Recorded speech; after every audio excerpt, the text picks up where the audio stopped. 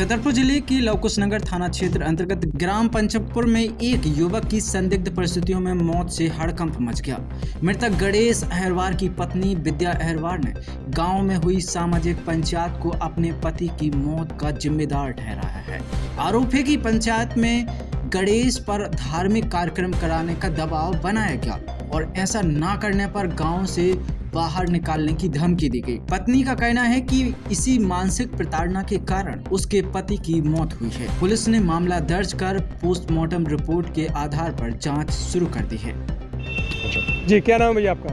आसाराम नाम है। आसाराम है। कहाँ से आए हो? पंचमपुर। तो आज कहाँ आए हो? यहाँ छतरपुर जिले में। किस बात को लेकर के आज एसपी साहब के यहाँ आए हैं? पिताजी की डेथ हो गई है। पिताजी सदमा से खत्म हो गए। कैसे, क्या पूरा मामला? पंचायत हुई थी किस गांव में? और पंचमपुर में पंचायत हुई। फिर तो उसमें कम से कम 20-25 आदमी हो उसकी पंचायत। किस बात को लेकर पंचायत हुई थी? पिताजी 1 साल 10 महीने जेल में रहे हैं पहले। कोई आदमी मतलब फांसी लगा के मर गया। तो पिताजी पे आरोप लगाया गया। 4-5 आदमी जेल में रहे हैं वो। अब फिर जब न्यायाधीश ने मतलब बेल दी तो वो बाहर आ गए। फिर इसके बाद में पंचायत लगी कि तुम एक काम करो, कथा भागवत करवाओ, तो नहीं तो गांव से बाहर निकल जाओ, कच्ची पक्की रोटी देनी पड़ेगी आपको। तो पिताजी बोले कि भैया इतना मेरा कब्जा नहीं है यार, 10 लाख की कथा भागवत पड़ेगी, मैं कैसे कर पाऊंगा ये। तो बोले यही करना पड़ेगा आपको, तभी गांव में रहना चाहिए। क्या समस्या का लेके आ जाएंगे आज पे? समस्या लेती है कि अपनी पति का मतलब सदमा में बैठ के उन्हें ज़्यादा प्रेशर घालो सो मेरा आदमी खत्म हो गया 3 बजे। किन्ने मारा पड़े? 17 तारीख को पंचायत हुई है पंचमपुर गांव में। उस पंचायत में एक निर्णय हुआ। उस निर्णय में एक व्यक्ति के ऊपर आरोप लगाते हुए कि आपको हत्या के कर्म करने पड़ेंगे और आपको गंगा जी जाना पड़ेगा, आपको भागवत करानी पड़ेगी, आपको कुरान करानी पड़ेगी।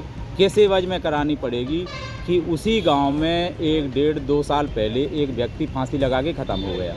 अच्छा, उस व्यक्ति को जब फांसी लगा के ख़त्म हुआ तो गांव में जब अड़ोस पड़ोस में कोई होता है तो हर कोई देखता है कि भाई चलो क्या हो गया है यहाँ। तो ये बेचारे बूढ़े कुछ आदमी, जो 4-5 लोग गए, ने देखा उसको और उसको निकाला इन लोगों ने। तो उसमें इनको निकालने भर का आरोप लगाते हुए कि इनकी हत्या इनने की है। तो उन बेचारों को सज़ा हुई, 1 साल 10 महीने सज़ा काट के आए। जब सज़ा काट के वो गांव में आए तो 1-2 महीने ही नहीं रह पाए कि गांव के लोगों ने इकट्ठा होकर फिर एक मीटिंग बुलाई, फिर एक पंचायत रखी।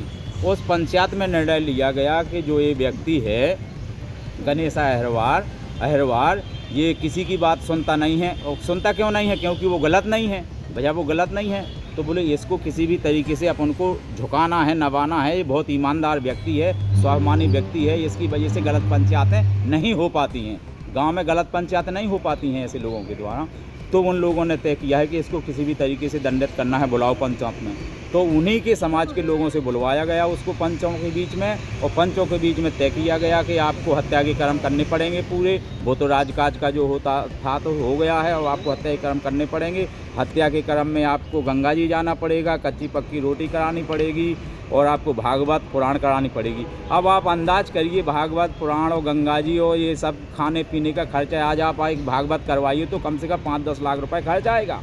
और जब उस वृद्ध व्यक्ति ने, बुढ़े ने ये सुना गांव के पंचों के द्वारा, और गांव के पंचों ने तय किया है कि यदि आप इतना काम नहीं करोगे तो आपको कल गांव छोड़ देना चाहिए और हम गांव से आपको निकाल देंगे।